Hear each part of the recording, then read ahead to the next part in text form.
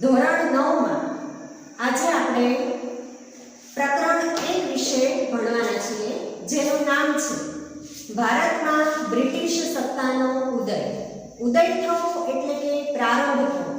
ભારતમાં બ્રિટિશરોની સત્તા એનો કેવી રીતે પ્રારંભ થયો છે આપણે આ પ્રકરણમાં ભણવાનું છે. સૌથી પહેલા તો આપણે જોઈએ છીએ કે આપણો ભારત દેશ પ્રાચીન સમયથી જ આર્થિક, સાંસ્કૃતિક, સામાજિક અને આધ્યાત્મિક વારસાને કારણે એક અજોડ સ્થાન ધરાવે છે. અજોડ એટલે કે ભારતની પાસે જેવો વારસો છે એવો જ વારસો બીજા અન્ય કોઈ દેશ પાસે એ સમયમાં પણ હતો નહીં. તો આવા અજોડ વારસાને કારણે ઘણી બધી પ્રાચીન જે યુરોપિયન પ્રજાઓ હતી, પશ્ચિમ દેશોની જે યુરોપિયન પ્રજાઓ હતી, એ આપણા આર્થિક વારસાના કારણે એનાથી આકર્ષાઈને ભારતમાં અહીં આવી. અહીંયા આપણા દેશના જે મરી મસાલા હતા, તેજાના હતા, રેશમી કાપડ, ગળી, મલમલ, આ બધી વસ્તુઓનું વિપુલ પ્રમાણમાં ઉત્પાદન થતું હતું.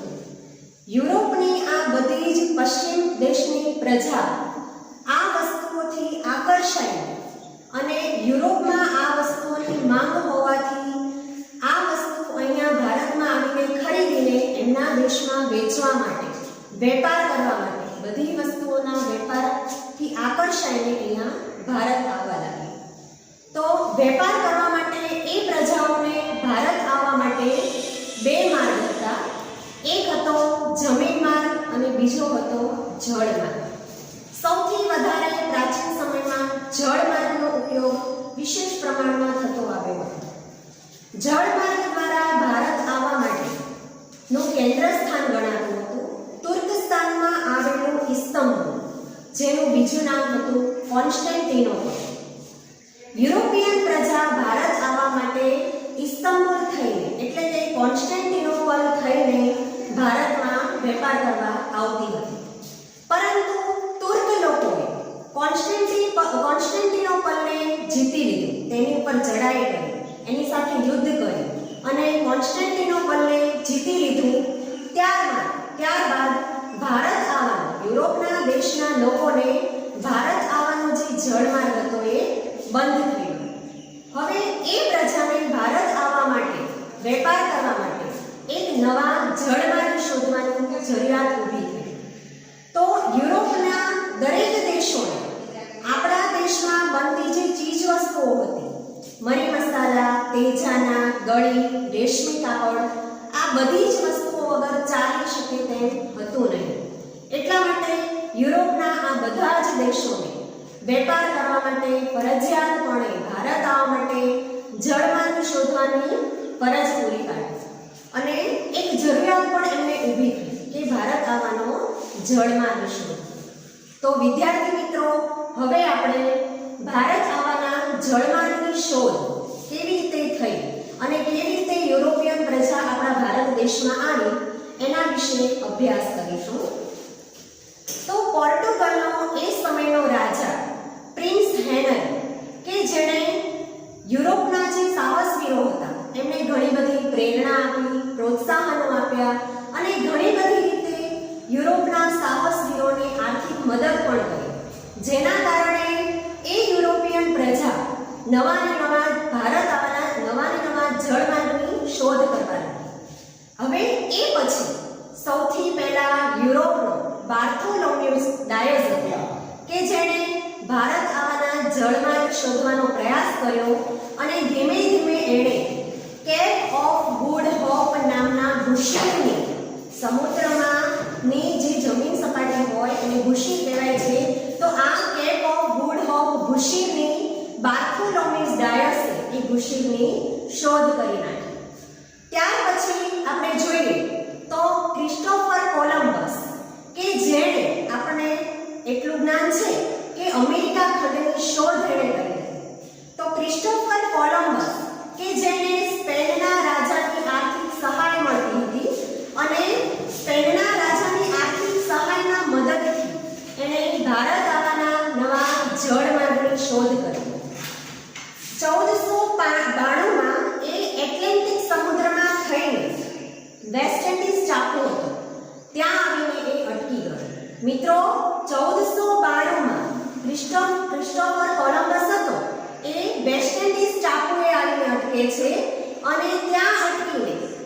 મૃત્યુ પર્યંત સુધી, એટલે કે જ્યાં સુધી એનું મૃત્યુ થતું નથી ત્યાં સુધી એને ભારત આવવાના નવા ને નવા જળમાર્ગ શોધવાનો પ્રયત્ન કર્યો. ધીમે ધીમે આ રીતે નવા ને નવા જળમાર્ગ શોધાતા ગયા તો એને એક નવો જ પ્રદેશ શોધી નાખ્યો, પરંતુ એ પ્રદેશની એનાથી સ્પષ્ટતા થઈ નહીં. ત્યારબાદ અમેરિકો વેસ્પુચી નામનો એક વ્યક્તિ હતો, એક સાહસી હતો યુરોપનો. તેણે અમેરિકા ખંડ, જે ક્રિસ્ટોફર કોલંબસે નવો પ્રદેશ શોધ્યો, અમેરિકો વેસ્પુચીએ આ ખંડને, આ પ્રદેશને અમેરિકા ખંડ એવું નામ આપીને એની સ્પષ્ટતા કરી. તો વિદ્યાર્થી મિત્રો, આપણે જોઈ શકીએ છીએ કે ખરેખર તો અમેરિકા ખંડ છે એની શોધ ક્રિસ્ટોફર કોલંબસ દ્વારા થઈ હતી, પરંતુ જે અમેરિકો વેસ્પુચી હતો એણે એ ખંડની નામ સાથે સ્પષ્ટતા કરી અને એ પ્રદેશને અમેરિકા એવું નામ આપ્યું. તો અમેરિકો વેસ્પુચીના નામ ઉપરથી એ પ્રદેશનું નામ અમેરિકા પડ્યું. એ પછી આપણે જોઈએ તો સૌથી મહત્વનો ભારત આવવાનો જળમાર્ગ શોધતો એક વ્યક્તિ, એક પોર્ટુગીઝ વાસ્કો દી ગામા, જેણે ખૂબ જ મહત્વનું કાર્ય કર્યું હતું કે એણે વાસ્કો દી ગામાએ ભારત આવવાના જળમાર્ગની શોધ કરી નાખી હતી. 1498માં એણે ભારત આવવાના જળમાર્ગની શોધ કરી અને ભારતીય એક ખલાસી હતો એની મદદ લઈ એ પશ્ચિમ કિનારે પોતાનું જહાજ લઈને કાલિકટ બંદરે આવી પહોંચ્યો અને ત્યાં આગળ કાલિકટનો એક રાજા હતો સામુદ્રિક. એ સામુદ્રિક રાજાની એણે મદદ લીધી. એ સામુદ્રિક રાજાએ એને વેપાર કરવાનો પરવાનો આપ્યો અને એ વેપાર કરવાની છૂટ આપી. આ રીતે વાસ્કો દી ગામા 1498માં ભારત આવે છે અને એણે ભારત આવવાનો જળમાર્ગની એણે શોધ કરી. તો આ રીતે આપણે જોયું કે ઘણા બધા યુરોપવાસીઓએ ભારત આવવાના જળમાર્ગની શોધ કરી અને એમાં સૌથી પ્રથમ વાસ્કો દી ગામા ભારત આવવાના જળમાર્ગની શોધ કરવામાં સફળ રહે છે. વિદ્યાર્થી મિત્રો, હવે ધીમે ધીમે યુરોપની ઘણી બધી પ્રજાઓ ભારત આવવા લાગી અને યુરોપની ઘણી બધી પ્રજાઓ ભારત આવી અને એની સાથે સાથે એણે ઘણા વેપારી સંસ્થાનો, વેપારી કોઠીઓની સ્થાપના કરી. તો વિદ્યાર્થી મિત્રો, આપણે જોઈશું કે ભારતમાં યુરોપીય પ્રજાઓ, કેવી યુરોપીય પ્રજાઓનું આગમન થયું અને એમણે શું કાર્યો કર્યા.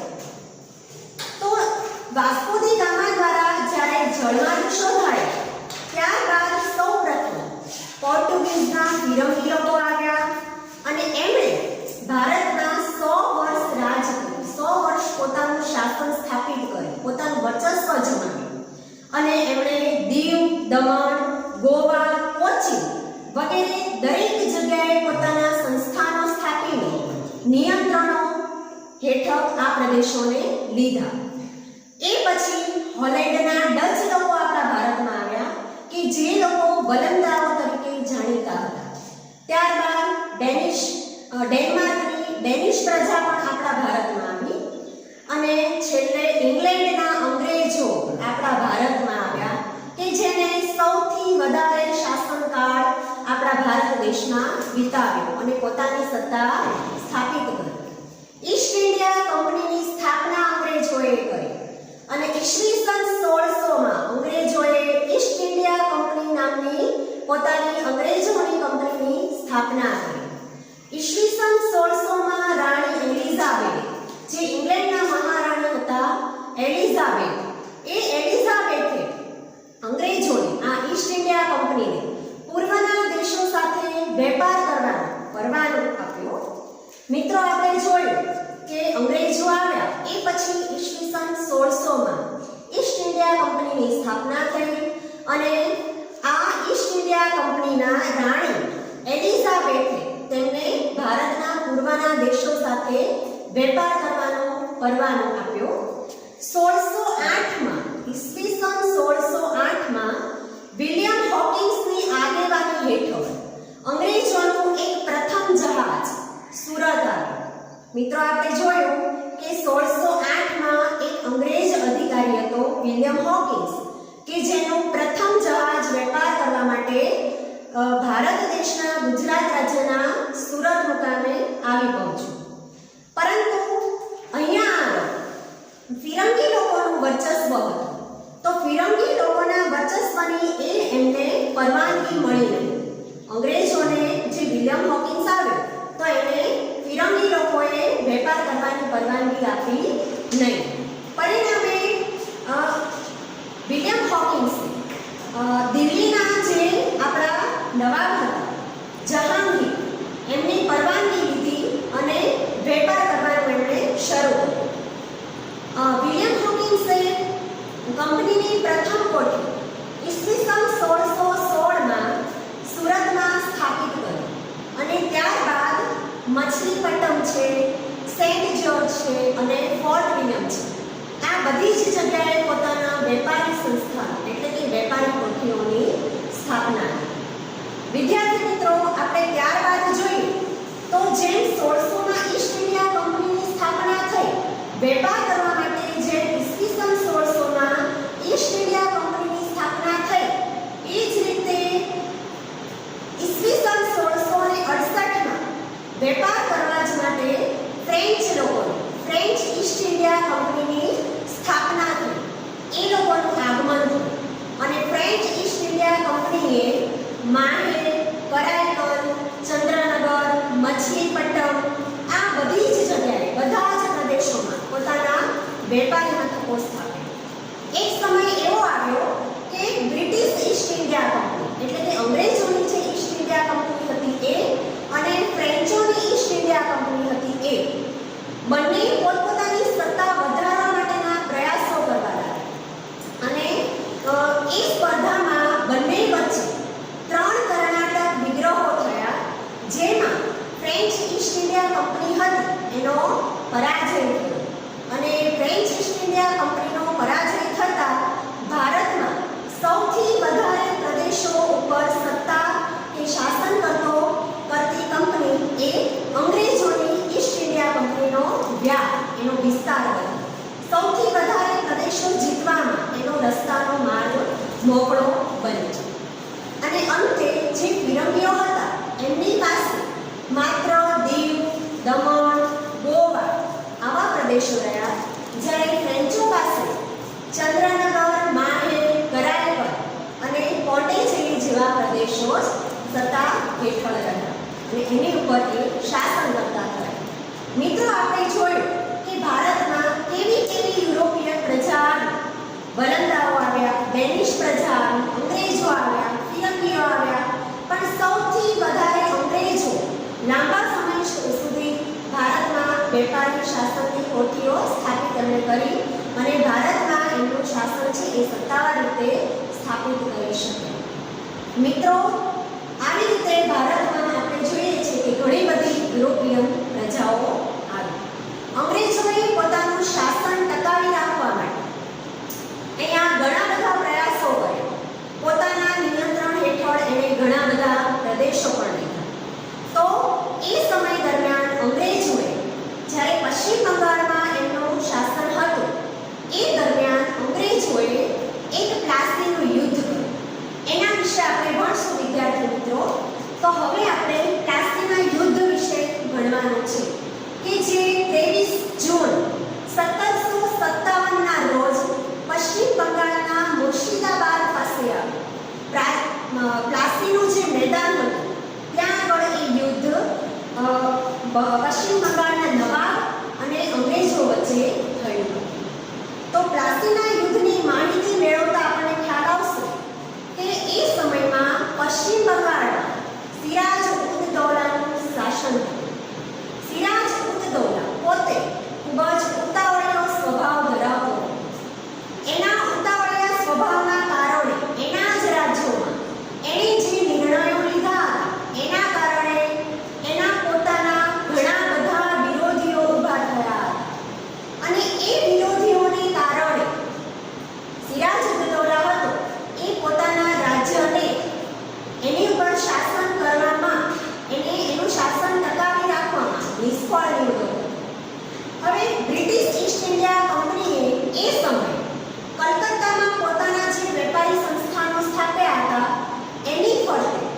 બંગાળાના જે નવાબ હતા સિરાજ ઉદ દૌલા, એમની પરવાનગી લીધા વગર કલકત્તાના પોતાના વેપારી મથકો ફરતે કિલ્લેબંધી કરી, દિવાલો.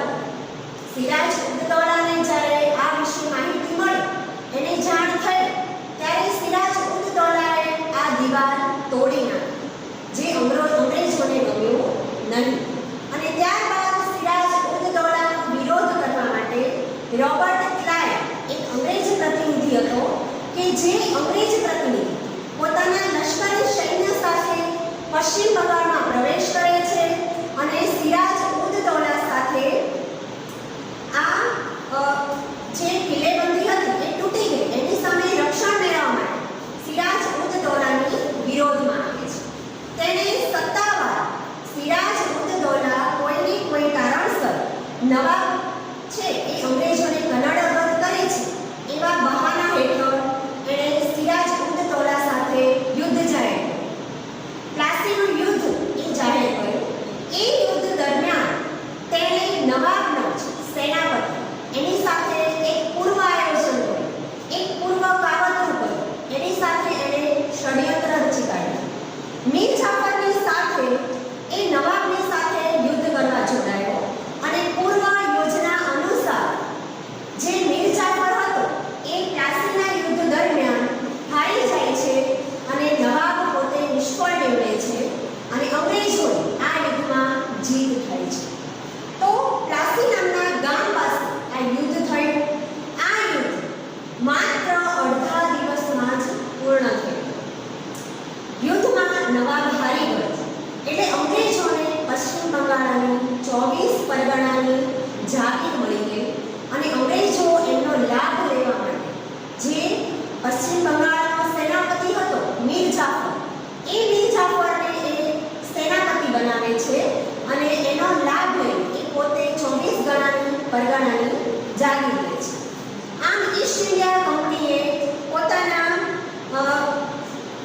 જે કિલ્લો હતો, પોતાના જે વેપારી સંસ્થાનો હતા એના રક્ષણ કરવા માટે મીર જાફરનો સહારો લીધો અને પ્લાસીના યુદ્ધથી જ એમણે ભારતમાં કંપની સત્તાના શાસનનો પાયો નાખ્યો. વિદ્યાર્થી મિત્રો, આપણે જોઈ શકીએ છીએ કે ભારતમાં ઈસ્ટ ઇન્ડિયા કંપનીની સત્તા કાયમી માટે લાંબા સમય સુધી સ્થાપિત થઈ હોય તો એનું મુખ્ય એક જ કારણ છે. કયું? તો કે પ્લાસીનું યુદ્ધ. પ્લાસીનું યુદ્ધ જ્યારે થયું એ સમય પછી જ અંગ્રેજો ભારતમાં વેપારી કોઠીઓ વધારે ને વધારે સ્થાપિત કરી શક્યા અને ઈસ્ટ ઇન્ડિયા કંપનીની સત્તા વધારી શક્યા. તો વિદ્યાર્થી મિત્રો, આપણે અહીંયા જોયું કે પ્લાસીનું યુદ્ધ જે સિરાજ ઉદ દૌલા અને અંગ્રેજો વચ્ચે રોબર્ટ ક્લાઇવ સાથે કેવી રીતે રચાય. મિત્રો, હવે આપણે એ જ રીતે પ્લાસીના યુદ્ધ સાથે જ સંકળાયેલું બીજું છે બક્સરનું યુદ્ધ, એના વિશે આપણે ભણીશું. તો આ યુદ્ધ 22 ઓક્ટોબર 1764માં બક્સર મુકામે કરવામાં આવ્યું. હવે આપણે જોયું કે સિરાજ ઉદ દૌલા નવાબને હરાવીને મીર જાફરને નવાબ બનાવી દીધો અંગ્રેજોએ. હવે એનો ગેરલાભ અંગ્રેજોએ ખૂબ જ લીધો અને એનો ગેરલાભ લઈને અંગ્રેજોએ ઘણું બધું ધન મેળવ્યું. પોતાના અધિકારોની લાલચમાં એમણે ઈસ્ટ ઇન્ડિયા કંપનીને જે મીર જાફર હતો એ મીર જાફરને એની સત્તા ઉપરથી ખસેડી લીધો અને ત્યાં મીર કાસિમને એનો પશ્ચિમ બંગાળનો નવાબ બનાવી દીધો. મીર કાસિમ હતો એ ખૂબ જ મહત્વાકાંક્ષી હતો. અંગ્રેજો જે પોતાના અધિકારો સ્થાપિત કરવા માંગતા હતા પણ મીર કાસિમ એમાં સહભાગી થતો ન હતો. એ ઈચ્છતો ન હતો કે અંગ્રેજોના અધિકારો સ્થાપિત થાય.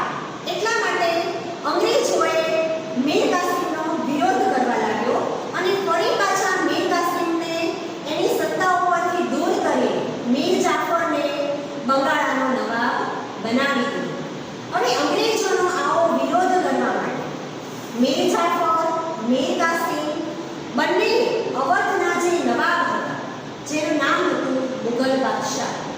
તો મુગલ બાદશાહ, મીર જાફર અને મીર કાસિમ, આ ત્રણેય સંયુક્ત રીતે ઈસ્ટ ઇન્ડિયા કંપનીનો સામનો કરવા માટે ઈસ્ટ ઇન્ડિયા કંપની સામે બક્સરનું યુદ્ધ જાહેર કર્યું કે જે બક્સરના મેદાનમાં 22 ઓક્ટોબર 1764માં અંગ્રેજો સામે અંગ્રેજોની ઈસ્ટ ઇન્ડિયા કંપનીએ મીર જાફર, મીર કાસિમ અને અવધના જે નવાબ હતા એ ત્રણેયની સંયુક્ત સેના સાથે અંગ્રેજો સાથે બક્સરનું યુદ્ધ થયું, જેમાં ત્રણેયની સંયુક્ત સેના હતી એનો પરાજય થાય છે અને અંગ્રેજોની જીત થાય છે. ત્યારબાદ ઈસ્ટ ઇન્ડિયા કંપનીએ બંગાળ, બિહાર અને ઓરિસ્સા એ ત્રણેયની સત્તા એમની હસ્તક કરે છે અને એ સત્તા મેળવે છે, એની ઉપર પોતાનું શાસન શરૂ કરે છે. તો વિદ્યાર્થી મિત્રો, આપણે જોયું કે બક્સરના યુદ્ધમાં જે અંગ્રેજોનો વફાદાર માણસ હતો મીર જાફર, એની સાથે પણ દગો થયો અને આ રીતે ઈસ્ટ ઇન્ડિયા કંપનીએ પોતાનું શાસન, પોતાની સત્તા વધારી. તો વિદ્યાર્થી મિત્રો, અહીંયા આપણે આપણો પાઠ અટકાવીએ છીએ. ઘરેથી લેશનમાં આજે હું જે પ્રશ્નો આપું એ દરેક વિષયની પાકી નોટ બનાવશે. તમારે તમારા સામાજિક વિજ્ઞાનની નોટમાં હું જે પ્રશ્નો આપું છું લેશનમાં એ દરેકે નોંધ કરવાનું છે, લખતા રહેવાનું છે અને તૈયારી કરતું જવાનું છે. તો પ્રશ્ન 1 છે કે ભારતમાં યુરોપિયન પ્રજાને કયા કયા કારણોસર ભારત આવવાની ફરજો પૂરી પડી? ફરીથી બોલું છું કે ભારતમાં યુરોપિયન પ્રજાને કયા કયા કારણોસર આવવાની ફરજ પૂરી પડી? બીજો પ્રશ્ન છે કે પ્લાસીનું યુદ્ધ કોની વચ્ચે, ક્યારે અને કયા કારણોસર થયું?